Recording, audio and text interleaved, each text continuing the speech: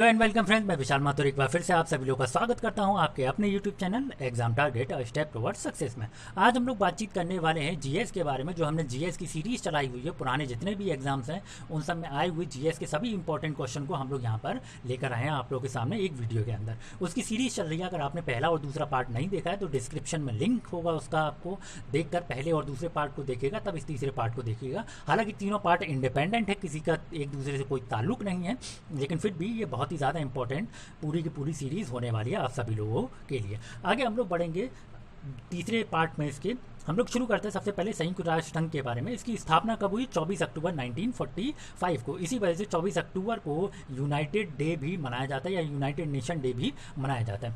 एक चीज़ याद रखिएगा, यूनाइटेड नेशन के ऊपर पूरी की पूरी मैंने एक वीडियो बनाई हुई है। आप प्ले लिस्ट में जाके आप उसको वीडियोज़ के अंदर जाके मेरे चैनल पर जाकर आप उसे देख सकते हैं। पूरी की पूरी आपको सारी की सारी इसमें जानकारी मिलेंगे। संयुक्त राष्ट्र संघ का मुख्यालय कहाँ है, ये भी पूछा गया क्वेश्चन है। यह है न्यूयॉर्क में।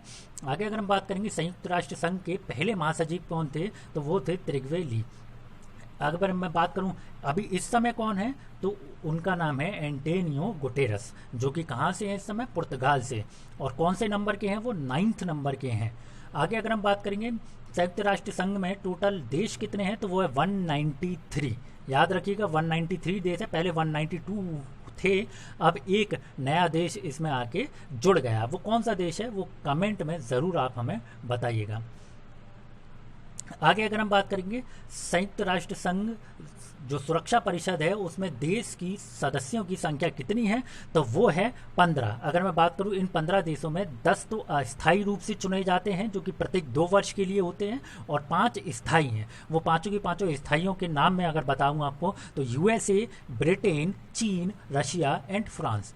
इन पांचों के पास वीटो पावर भी है। हालांकि इसके बाद भी 2-3 कंट्रीज और हैं, चाहे वो इटली हो, इंडिया हो और जापान हो। ये कंट्रीज इसमें पहले नंबर पर इसमें ये चाह रही हैं कि इन्हें भी मिले, जो प्रथम वरीयता है इसमें उसे मिले, यानी कि जो स्थायी सदस्यों में उन्हें मिले। आगे अगर हम बात करेंगे संयुक्त राष्ट्र संघ कितने स्थायी हैं, जैसा कि हमने बातचीत करी 5 देश।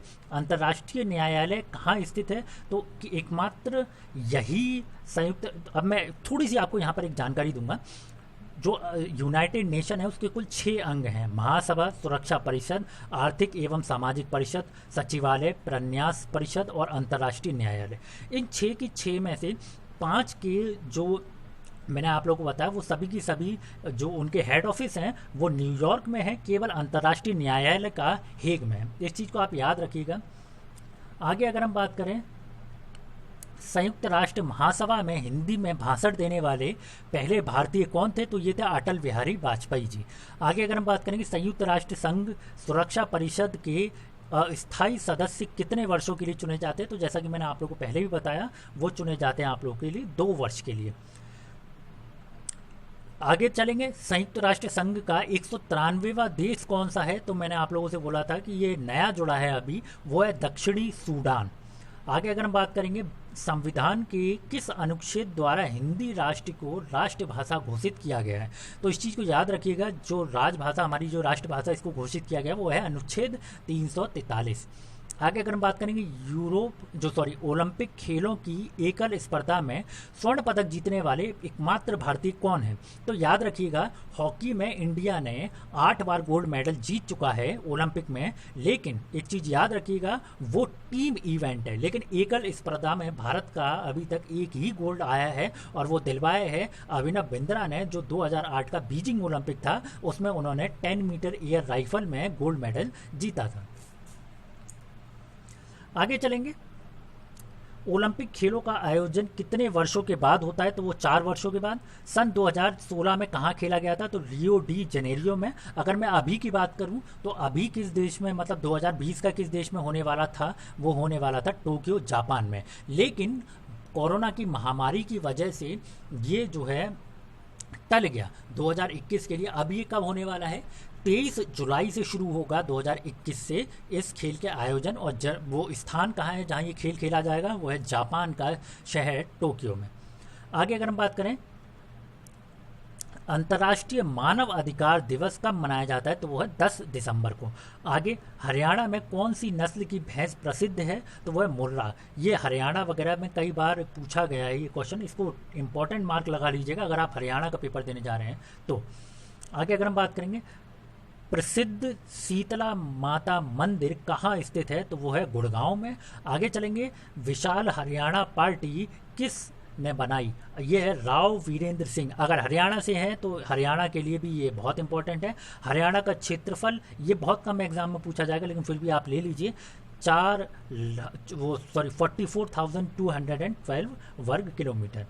आगे अगर हम बात करें, हरियाणा के पहले मुख्यमंत्री कौन थे? तो वो थे पंडित भगवत दयाल शर्मा। ये पहले की वीडियो में भी आपको जो क्वेश्चन इसमें बताया गया था ये फिर से रिपीट हुआ है, इसे देख लीजिएगा एक बार। किस देश की स्थल सीमा सर्वाधिक देश से जो है लगती है? तो कौन सी है? चीन। आगे अगर हम बात करेंगे, बैरोमीटर के पठन में तेजी से गिरावट किस बात का सूचक है? बैरोमीटर क्या होता है? बैरोमीटर से नापा जाता है दाब।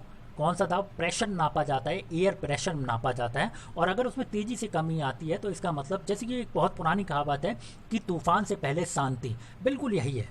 क्या होता है कि बहुत ही बैरोमीटर में क्या हो जाता है, बिल्कुल निम्न दाब हो जाता है जब तूफान आने लगता है, यानी कि प्रेशर बहुत लो हो जाता है, उसमें बहुत लो काउंट होने लगता है। इसी से पहचान लेते हैं कि हाँ अब इस जगह तूफान आने वाला है। भारतीय मरुस्थल का क्या नाम है? तो वो है थार मरुस्थल।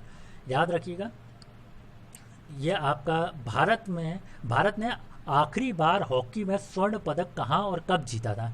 1980 में आखिरी बार भारत को स्वर्ण पदक मिला और वो जीता गया था कहाँ? मॉस्को में। आगे याद करेंगे, ओलंपिक खेलों का आयोजन कितने वर्ष के बाद होता है? ये पहले भी जान चुके हैं, 4 वर्षों के बाद। अंतर्राष्ट्रीय ओलंपिक समिति का मुख्यालय कहाँ है? इस चीज़ को याद रखिएगा, ये बहुत इंपॉर्टेंट है। लुसान, जो कहाँ पड़ता है? स्विट्जरलैंड में। आगे अगर हम बात करेंगे, सन 2012 में ओलंपिक कहाँ खेल हुए थे? ये बहुत कम है जो पूछा जाएगा, लेकिन फिर भी एक तरीके से आप याद कर लीजिए, लंदन, बस बात खत्म।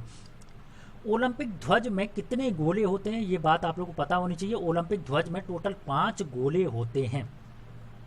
आगे अगर बात करेंगे, एक ओलंपिक में सर्वाधिक स्वर्ण पदक जीतने वाले खिलाड़ी कौन से हैं? तो वो है माइकल फिलिप्स। उन्होंने एक ही ओलंपिक में 8 स्वर्ण पदक जीते थे और वो किस से रिलेट करते हैं? वो है स्विमिंग से, और इनका रिकॉर्ड वाकई में अतुल्य है। आगे अगर हम बात करेंगे, सन 2020 में ओलंपिक खेल कहाँ होने वाला है? तो वो है टोक्यो, जापान के एक शहर में। सन 2012 में जो ओलंपिक खेलों में कांस्य पदक जीतने वाली साइना नेहवाल किस खेल से संबंधित रखती हैं? तो ये कई बार पूछ लिया जाता है कि जितने भी बड़े बड़े खिलाड़ी हैं जो ओलंपिक में अच्छा प्रदर्शन करते हैं, ज़रूरी नहीं है कि वो मेडल ही जीतें, लेकिन लगातार अच्छा प्रदर्शन करने वाले खिलाड़ियों को हमेशा ही खेलों में डाल दिया जाता है। मतलब कि क्वेश्चन में जो खेल के ऊपर पूछे जाते हैं उनमें डाल दिया जाता है। और वो कौन है? साइना नेहवाल। याद रखिएगा। और किससे डिपेंड वो है, वो किस खेल से वो करती है, ताल्लुक़ रखती है? वो है बैडमिंटन। और इनके साथ और कौन कौन है? पीवी सिंधु। ये भी बहुत बड़ा नाम है क्योंकि इन्होंने 2 बार ओलंपियाड में, मतलब कि जो वर्ल्ड कप होते हैं, एक तरीके से वर्ल्ड सीरीज़ होती है, उसमें 2 बार मेडल जीता हुआ है। और पिछले जो 2016 के जो ओलंपिक हुए थे उसमें उन्हें सिल्वर मेडल भी मिला था, और वो फाइनल में हार गई थी कैरोलिना मरीन से। आगे अगर हम बात करेंगे, भारत ने ओलंपिक खेलों में पहली बार भाग कब लिया था? तो वो है 1900 में। आगे चलेंगे, ओलंपिक खेलों में पदक जीतने वाली भारत की पहली महिला कौन थी? तो वो थी कर्णम मल्लेश्वरी। आगे करेंगे, बैक टू वेदास जो नारा है वो किसने दिया है? तो वो है महर्षि दयानंद जी ने। आगे अगर हम बात करेंगे, प्रसिद्ध झंडा गीत झंडा ऊंचा रहे हमारा की रचना किसने की? तो इस चीज़ को याद रखिएगा, वो थे श्यामलाल गुप्त पार्षद जी ने। आगे अगर हम बात करेंगे, पशुओं में मिल्क फीवर या जैसे बोलते हैं बीमारी किस की कमी से होती है? तो वो कैल्शियम। मिल्क फीवर यानी कि जो भी मिल्क प्रोड्यूस करने वाले जो पशु होते हैं उन सभी में ये खास तौर पर बीमारी हो जाती है। और वो क्यों होती है? वो होती है मिल्क जो है, जो कैल्शियम है, मिल्क जब उनमें बनता है तो उनमें कैल्शियम की धीरे धीरे करके मात्रा घटने लगती है। तो इसीलिए बोला जाता है कि जब, जैसे कि जनरली अगर आप लोग भैंस वगैरह के तबेले में कभी गए हो तो वो उनका देखा होगा, जो भैंस होती हैं उन्हें क्या किया, बफेलोस होती हैं, काव वगैरह होती हैं, उन लोगों को क्या किया जाता है? वो खड़िया देते हैं। जो चौक होती है उसी तरीके से खड़िया होती है उसे खिलाई जाती है ताकि उनके अंदर कैल्शियम की कमी ना हो। तो ये थी हमारी पार्ट नंबर 3। अगर आप लोगों को पसंद आया हो तो ज़रूर लाइक करिएगा, सब्सक्राइब करें चैनल को और शेयर ज़रूर करें ताकि हम लोग मोटिवेटेड रहें और आप लोगों के लिए ऐसी नई नई वीडियोस लाते रहें, आप लोगों के लिए मेहनत करते रहें। तो आज के लिए इतना ही, अब मिलते हैं कल फिर से एक नई वीडियो के साथ। Thank you very much.